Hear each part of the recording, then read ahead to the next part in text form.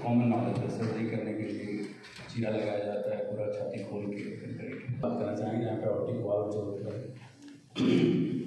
उसकी ट्रीटमेंट आज की डेट में अवेलेबल है, जो बिना ऑपरेट किए हुए, बिना ऑपरेशन किए हुए नसों के द्वारा जाके वहाँ पर उसको इन्फ्लेट करके उसका सारा ऑपरेशन किया जा सकता है। कैवी या टावर के नाम से हम लोग उसको। अजय कुमार सिन्हा सर डायरेक्टर हमारे हैं कार्डियोलॉजी डिपार्टमेंट के, डॉक्टर संजय सर डायरेक्टर हैं CTVS के लिए जो लोग सर्जरी करते हैं। उसके बाद कंसल्टेंट हमारे हैं डॉक्टर पवन, डॉक्टर प्रमोद। अनफॉर्चुनेटली अभी मल्टीवेसल आ गए हैं तो सर बिजी हो गए। नमस्कार, पहले तो आप लोगों का स्वागत है इस कार्यक्रम में। हार्ट के 4 वाल्व में जो महत्वपूर्ण वाल्व है उसका नाम है एओर्टिक वाल्व। जब हम लोगों का दिल पंप करता है हार्ट लेफ्ट वेंट्रिकल, तो उसी वाल्व के थ्रू ब्लड बाहर जा निकलता है। तो शरीर के सारे ऑर्गन्स में एओर्टा के थ्रू निकलता है और सारे ब्रांचेस के थ्रू शरीर के विभिन्न अंगों में जाता है। ब्रेन, किडनी, लोअर लिम्ब, गट, सब जगह, लिवर। तो जो वाल्व जिससे ब्लड निकलता है उसको बोलते हैं एओर्टिक वाल्व। और एओर्टिक वाल्व की डिजीज़ बहुत कॉमन होती जा रही है। जैसे जैसे एज बढ़ता जा रहा है, जब से जैसे हम लोग की मनुष्य की आयु बढ़ती जा रही है, वैसे वैसे वाल्व की बीमारी, स्पेशली एओर्टिक वाल्व की बीमारी बढ़ती जा रही है। तो पहले था कि नहीं, एओर्टिक वाल्व को सर्जिकली चेस्ट ओपन करके हार्ट लंग मशीन पे जाके और आपको वाल्व को बदलना है। संजय बताएंगे। लेकिन पिछले विगत करीब मैं कहूँ कि 20 साल से टावर, जो पहला टावर शुरू हुआ वो फ्रांस में एलन क्रीबियर साहब ने किया 2002 में मेरे ख्याल में। और उसके बाद तो हालात ये हैं कि अमेरिका में अकेले करीब 80,000 टावर एक साल में हो रहा है, 80,000। तो आप समझिए कि, और ये it has become a common procedure. मरीज को आप लेते हैं और 1 घंटे में मरीज को वापस कर देते हैं। दूसरे दिन मरीज ये मशीन, ये वाल्व बनाया और अल्टीमेटली अब ये है कि हिंदुस्तान में भी एक कंपनी बना रही है वाल्व, मेरी लाइफ साइंसेस। तो अभी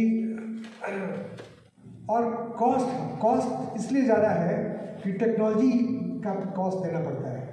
वाल्व का मूल्य ज़्यादा है, या बाहरी वाल्व हो, वाल्व का मूल्य ही बहुत ज़्यादा है। और इसके बारे में हम लोग अभी तक कोई इंडिजिनस टेक्नोलॉजी को डेवलप नहीं कर पाए। एक ही कंपनी बना रही है।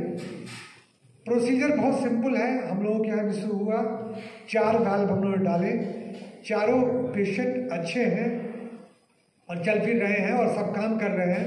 इनफैक्ट फर्स्ट जो पेशेंट थे उनको कुछ दिनों के बाद मैं उद्यान में अपने साथ बुलाया, इनवाइट किया। उद्यान में हमारे साथ वो टहल रहे थे, बड़ा अच्छा लगा हमको।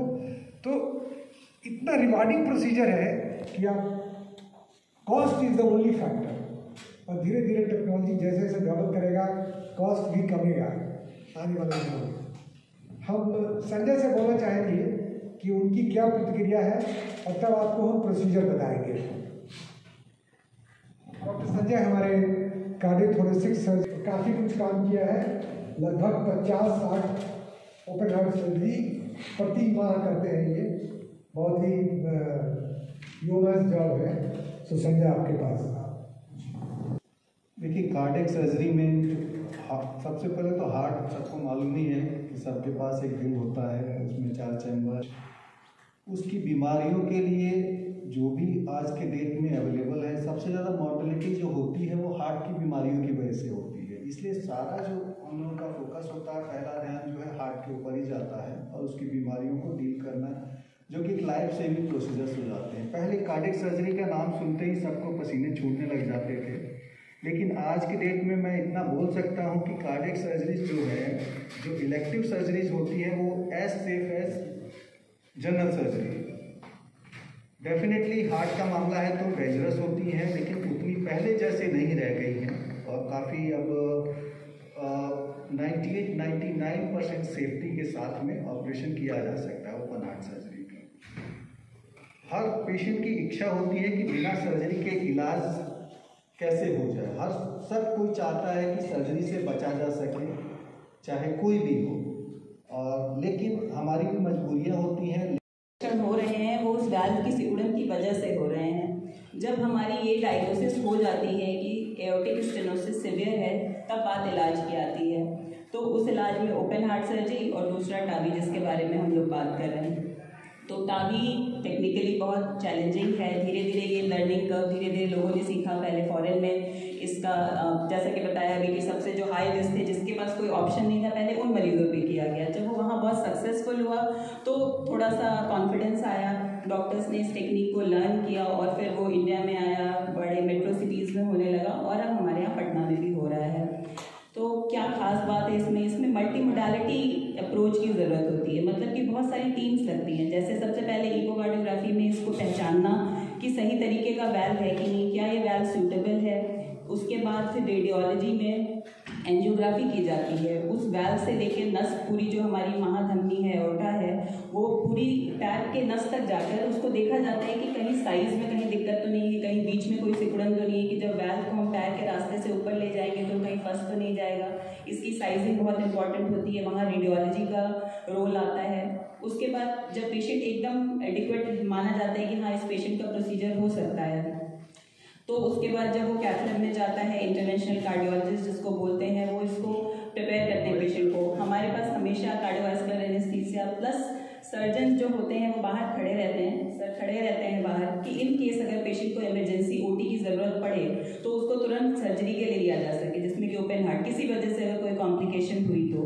Intra operative transoesophageal echo patient में रहता है। जैसे जैसे प्रोसीजर हो रहा है वैसे वैसे हम लोग वैल्व को अंदर से हार्ट को देखते रहते हैं।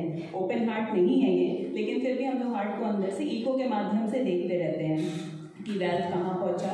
और फिर वैल्व जब एक बार फाइनली प्लेस कर दिया जाता है तो क्या वो वैल्व सही से चल रहा है या नहीं चल रहा है, इस तरह से जैसा देख रहे हैं। तो ये प्रोसीजर में जो सबसे जो मेन लिमिटेशंस है वो है एक्सेस, मतलब आर्टेरियल एक्सेस का जो मिनिमम डायमीटर चाहिए जो सुटेबिलिटी के लिए, जो हमारी जो पैर की नस होती है फेमोरल आर्टरी बोलते हैं, तो मिनिमम चाहिए कि 5.5 से 6 mm की डायमीटर होनी चाहिए, ताकि वो जो सीट है, डिलीवरी केबल और सीट, उसको एकोमोडेट करने के लिए उतनी डायमीटर होनी चाहिए। तो इसके कॉम्प्लिकेशन, हर प्रोसीजर के कॉम्प्लिकेशंस होते हैं। तो उसमें जो मुख्यतः जो एक कॉम्प्लिकेशन है ये वैस्कुलर है, जिसमें कि ब्लीडिंग, हेमाटोमा, मतलब ये सब है।